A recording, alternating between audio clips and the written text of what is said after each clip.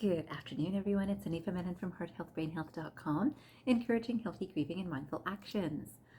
Today, I've had a certain message on my mind all day, and it's about how we look at things. And of course, it would be in this section of, in terms of mysticism, or if we look at poets or philosophers or spiritual leaders of the past or current, we notice that we're all really talking about the same thing, about how similar we all are rather than how different people are.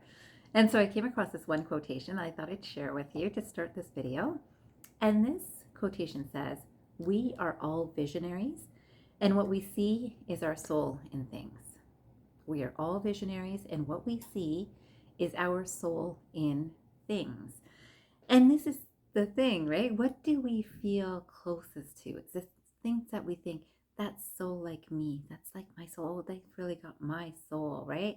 So whether it's your child or whether it's a parent or whether it's a really good friend that you're really connected with, you're seeing kind of your soul in the other person too, right? And I love this idea. And I know that the reason that this thinking has been on my mind today is because I'm thinking about humanity.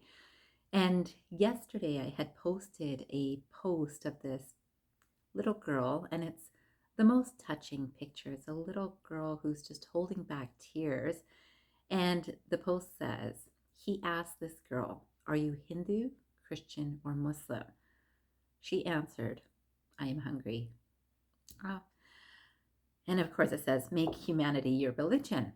And I have to tell you that I just think it's so true, that it's so simple when we look at the simple things that are the same about all of us. And certainly with things that are happening all around the world, we think that, oh, thank goodness we're not over in that situation, or we're not like that sort of person or that sort of idea. And the reality is that if we can look around just ourselves, closest to us, close to home, in our own selves even, can we think about how we are judging or behaving or speaking with people?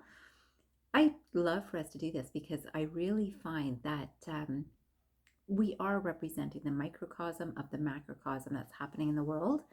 And when I think of this particular post that I put up, I think, wow, it's not over there, it's here. I do know that here in Ontario, where I live, I know that everyone knows, even in the city that I live, that that part of city is kind of rough, and this part of the city is really affluent, and this is the safe area, this is the not safe area, that sort of thinking.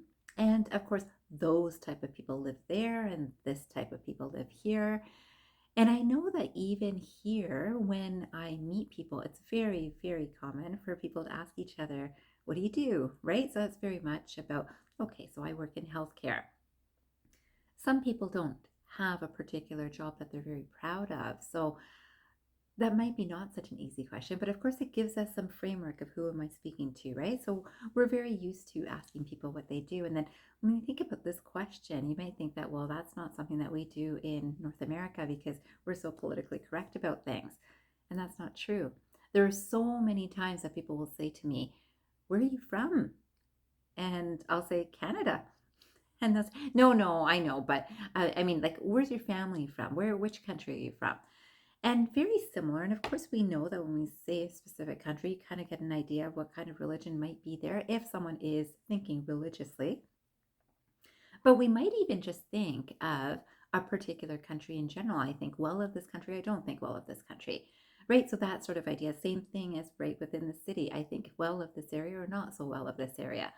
And I know in healthcare, of course, it's not something that we ask our patients of, "What religion are you?" Right? Or "Where are you from?" Might be something that comes up.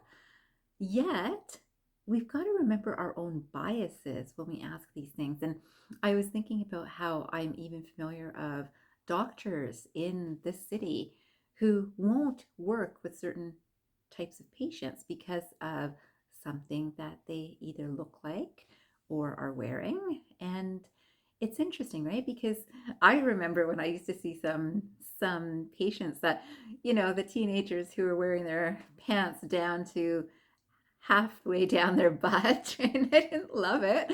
And I certainly have worked with teens who drag their feet into an office and lots of different things. And there's some that are just very harsh in speaking. They don't want to be there. And it doesn't mean just teenagers. There can be, oftentimes it was husbands that were coming in because their wives wanted them to see me. And they're there, they're pleasant, relatively pleasant, but I know that they don't necessarily want to be there. It doesn't make me care for them any less. And I'm very consciously aware of this. I think we all can be, right? So, how are we interacting with people? How are we treating people? And I think in healthcare specifically, I'll say it's my bias. I think we've taken an intention to help people who are in need. And if someone is reaching out to us out of need and we can help them, I do think that it would be really good of us to get beyond some of those biases and judgments. And again, only you will know your own. And it is something for us all to think about individually to understand if we are truly doing our work or if we are being our biased selves. So this takes a mindful intention. And today I wanted to remind everyone to make humanity your religion. And I'd like to end with a quotation by Jonathan Swift. And this quotation says, "Vision is the art of seeing what is invisible to others." Vision is the art of seeing what is invisible to others. And what could be invisible to others is how similar we all are.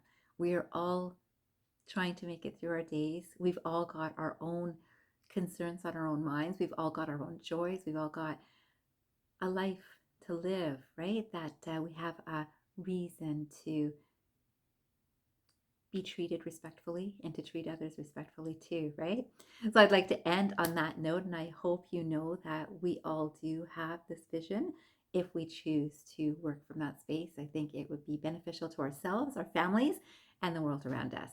I wish you a fantastic day, and I hope you remember transform your mind and transform your life. Have a great day, everyone.